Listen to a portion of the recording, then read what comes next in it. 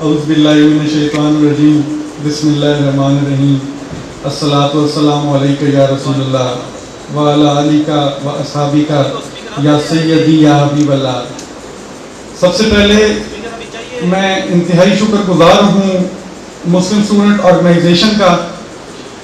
جنہوں نے ہمیں یہاں دعوت دی، اور ہمیشہ جس بھی پروگرام کے اندر دعوت دیتے ہیں ہم حاضر بھی ہو جاتے ہیں۔ بے شک وہ شہید بھائی قائد محترم بیٹھے ہیں، تو میں ویسے بھی آج وہ تقریر کے موڈ میں بھی نہیں آیا، اور دوسری بات یہ کہ جہاں بلال بھائی اور شہید بھائی جیسے ہمارے استادوں کی جگہ بیٹھے ہوں تو میں ویسے بھی تقریر کرنا مناسب نہیں سمجھتا۔ لیکن یہ ہے کہ کشمیر کے حوالے سے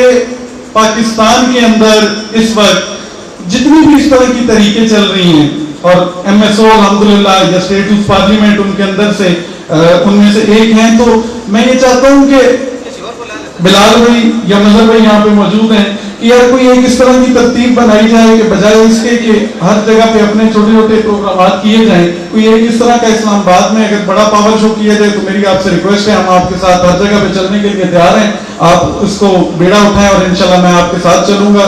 اور جہاں تک رہی کشمیر کی بات، کل میں ایک کالج کے اندر ٹیچنگ کرتا ہوں تو وہاں پہ ایک ٹیچر ذکر کر رہے تھے کہ سر اگر جنگ ہوگی تو خدا نخواستہ کیا ہوگا، تو وہیں ایک اور ٹیچر بڑے سینئر بیٹھے تھے، وہ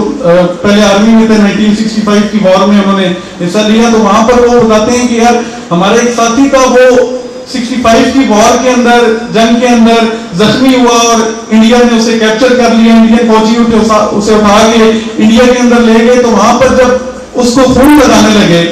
تو وہ یہ سچا واقعہ انہوں نے خود سنایا کہ ہمارا وہ ساتھی تھا، جب اس کو وہ خون لگانے لگے تو اس نے منع کر دیا، اس نے کہا یار مجھے کسی ہندو کا خون نہ لگایا جائے، اس سے بہتر میں شہید ہو جاؤں، مجھے شہید کر دیا جائے تو زیادہ بہتر ہے۔ اور اس کے بعد اس کی لاش اس لیٹر کے ساتھ جاری کی گئی، اور وہ انڈین گورنمنٹ سے لیٹر لکھا گیا کہ یہ شخص جو ہے وہ اس نے خون لگانے سے منع کیا تھا اور یہ شہید ہو گیا۔ تو جب اس طرح کا جذبہ ہمارے قوم کے جوانوں کے اندر ہوگا، جو پہلے بھی تھا الحمدللہ آج بھی ہے، تو انشاءاللہ انڈیا کو کیا، اگر یہ سارے مل بھی جائیں، پوری دنیا مل بھی جائے جو اسلام مخالف ہے، تو ہمارا کچھ نہیں بگاڑ سکتے انشاءاللہ۔ بس ایک چھوٹی سی نظم سمجھ لیں کشمیر کے حوالے سے، وہ ایک سنا کے اور اس کے بعد آپ سے اجازت چاہوں گا، بلکہ اجازت بھی نہیں، میں جب بھی ایم ایس او کے خاص طور پہ پروگرامات کے اندر آتا ہوں تو مجھے بہت اچھی بات ہے، مجھے بہت چیز پسند ہے، وہ یہ ہے کہ آپ نعرے بہت اچھے لگاتے ہیں، اور میں چونکہ خود اسلامی جمعیت طلبہ سے رہا ہوں تو وہاں پہ تو میں یہ تقریر یہ سناؤں گا آپ کو، اور اس کے بعد آپ سے ایکسپیکٹ کروں گا کہ کوئی بندہ ذرا نعرے لگائے گا، اور اس کے بعد میں اسٹیج چھوڑ دوں گا، اس کے بعد شہید بھائی کی اسپیچ ہے، اور انشاءاللہ ہم نے ایک اور پروگرام میں بھی جانا ہے۔ شاید کہتے ہیں کہ یا سید ابرار ہوئی کون سی تاثیر، اے شاہ امم عطا کیجئے کوئی تدبیر، ٹوٹے گی کبھی جبر و مصائب کی یہ زنجیر، پیوست ہوئے ظلم کے سینے میں بہت تیر، جلنے لگا کشمیر، جلنے لگا کشمیر، ہے کون جو اس جبر پہ آواز اٹھائے۔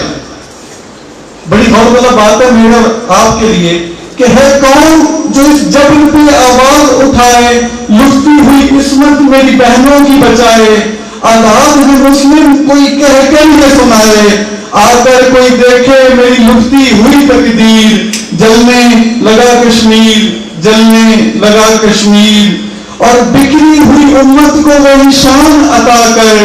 قاسم یا کوئی غزنی شان عطا کر، آزادی کشمیر کا سامان عطا کر، یا رب میری آہوں میں عطا کر کوئی تاثیر، جلنے لگا کشمیر، جلنے لگا کشمیر۔